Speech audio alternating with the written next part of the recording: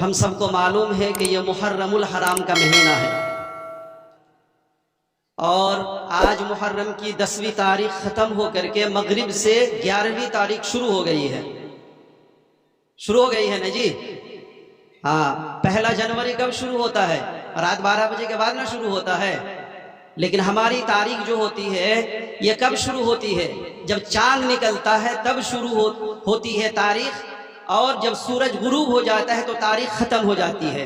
तो हमारे इस्लामी साल का ये पहला महीना जिसकी 11वीं तारीख है, क्या तारीख है आज? 11वीं तारीख। दिन जो है 10वीं तारीख, 10वीं मुहर्रमुल हराम। इसको आशूरा भी बोलते हैं। क्या बोलते हैं? यौमे आशूरा। आज जो है तकरीबन बहुत सारे लोग आज भी रोजादार थे, कल भी रोजे से थे। जो लोग कल नहीं थे वो कल होंगे इंशाअल्लाह। और खवातीन तो बहुत ज्यादा रोजे रखा करती हैं। 2-4 बातें समझ लीजिए। वो बातें ये है कि जो ये मुहर्रम का महीना है ये अजमत का महीना है, ये बरकत का महीना है, ये हुर्मत का महीना है। अल्लाह के नजदीक ये महीना जो है मुहतरम है, इज्जत वाला है, बरकत वाला है, शान वाला है, रहमत वाला है।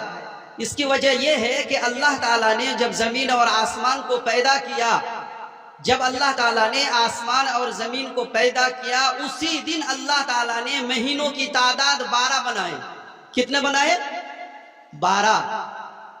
उसमें से क्या है? पहला मुहर्रमुल हराम, उसके बाद सफर, फिर रबीउल अव्वल, रबीउल सानी, जमादिउल ऊला, जमादिउल उखरा, रजब, शाबान, रमजान, शव्वाल, ज़िलक़ादा, ज़िलहिज्जा, खत्म 12 महीने। तो ये मुहर्रम कौन सा महीना है? पहला महीना है। कुरान में अल्लाह ताला ने फरमाया कि 12 महीनों में से 4 महीने ऐसे जो हैं जो हुर्मत के हैं, यानी एहतराम के हैं, इज्जत के हैं, अजमत के हैं। 4 महीने में से कौन सा है? 2 महीने तो अभी गुजर चुके, ज़िलक़ादा और ज़िलहिज्जा, और ये मुहर्रम। और उसके बाद शाबान से पहले एक महीना आता है जिसका नाम है रजब, जिस महीने में हमारे और आपके नबी हजरत मोहम्मद सल्लल्लाहु अलैहि वसल्लम मेराज पर तशरीफ लेकर के गए थे। तो ये 4 महीने इज्जत वाले हैं, एहतराम वाले हैं, मुहतरम हैं। कब से? जब से अल्लाह ताला ने आसमान और जमीन को पैदा किया तब से। अब बात समझ में आ रही कि नहीं आ रही?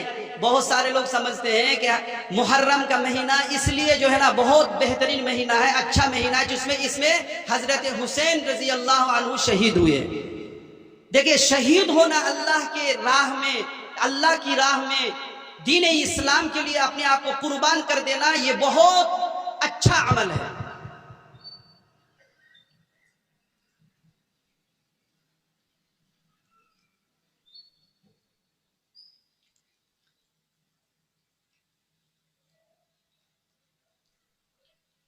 एक बात समझ में आ गई कि नहीं कि मुहर्रम का महीना क्यों एहतराम वाला है, हुर्मत वाला है? कि इसलिए है कि अल्लाह ताला ने जब आसमान और जमीन को पैदा किया तभी इन 4 महीनों को क्या बनाया? एहतराम वाला बनाया, मुहतरम बनाया। हमारे नबी से पहले जो हजरत इब्राहिम अलैहिस्सलाम थे, जिन्होंने अल्लाह के हुक्म के मुताबिक अपने नूरे नजर लख्त जिगर हजरत इस्माइल को अल्लाह के रास्ते में कुर्बान किया और जुबाह करने के लिए तैयार हो गए, गर्दन पर छुरी भी चलाई। हजरत इब्राहिम अलैहिस्सलाम की शरीयत में और उनके मजहब में ये हुक्म था कि इन 4 महीनों में लड़ाई झगड़ा करना मना है। इसका असर यह था कि एक आदमी अगर अपने बाप के कातिल को भी अगर मुहर्रम के महीने में या ज़िलहिज्जा के महीने में या ज़िलक़ादा के महीने में या रजब के महीने में अगर देख लेता था, फिर भी उसको कुछ नहीं बोलता था, क्योंकि इन 4 महीने में क्या था? झगड़ा वगैरह करना, कत्लो गारतगिरी करना मना था। बात समझ रहे कि नहीं समझ रहे? आप लोग समझ रहे? माइक की सेटिंग ठीक नहीं है, इतना बॉक्स में आवाज दे दिया यहां पर।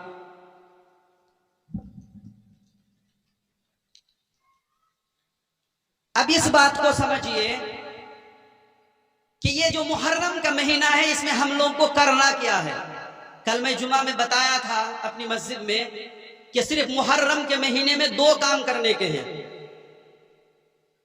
एक काम तो यह है कि मुहर्रम के महीने में रोजा रखना है, खास करके 9 और 10 को या 10 और 11 को रोजा रखना है। और दूसरी बात, जो ज़ईफ हदीस से ही सही लेकिन ये मुस्तनद है और अकाबिर सहाबा से ये मामूल रहा है कि 10वीं मुहर्रम को बढ़िया खाना घर वालों को खिलाना और खाना। कल बताया था कि नहीं बताया था जुमा में? जो लोग हमारे मुक्तदी उनको पता है। बस ये 2 ही बातें साबित है मुहर्रम के महीने में। इनके अलावा जो मैंने खुतबे में मुस्लिम शरीफ की हदीस पढ़ी है कि अल्लाह के रसूल ने फरमाया कि रमजान के बाद सबसे बेहतरीन रोजा मुहर्रम के महीने में है। रमजान के बाद जो है सबसे अफजल दिन जिनमें रोजा रखना अल्लाह को महबूब है और ज्यादा फजीलत वाला रोजा है, वो मुहर्रम के महीने में है। अल्लाह के रसूल ने फरमाया अगर 10वीं मुहर्रम में कोई रोजा रखे तो उम्मीद करता हूं कि अल्लाह अगले और पिछले, यानी पिछले और अगले 2 साल के गुनाह अल्लाह माफ करेगा। तो कितना सवाब का काम है। इनके अलावा जो भी ढोल बजाना, डीजे बजाना, ताजिया बनाना और दीगर जितने खुराफात हैं, लाठी खेलना, तलवार लेकर के निकलना, रास्ते में कूदना, ये जितने भी ये सारे के सारे खुराफात हैं, बिदआत हैं, रसूमात हैं, इनका शरीयत से कोई ताल्लुक नहीं है। ढोल बजाना क्या है? हराम है। और जो ढोल बजा रहा है और हम यहाँ से देखने के लिए खुद की इंग्लिश जा रहे हैं या दरगाह डंगा जा रहे हैं, तो देखने के लिए जाना भी क्या है? अरे जोर से बोलिए ना। माशाल्लाह आप लोग तो गए नहीं होंगे। गया था कोई क्या दरगाह डंगा? चलिए, अगर गए भी थे तो तौबा कर लीजिए अल्लाह से, अल्लाह माफ करने वाला है कि आइंदा नहीं जाएंगे इंशाअल्लाह।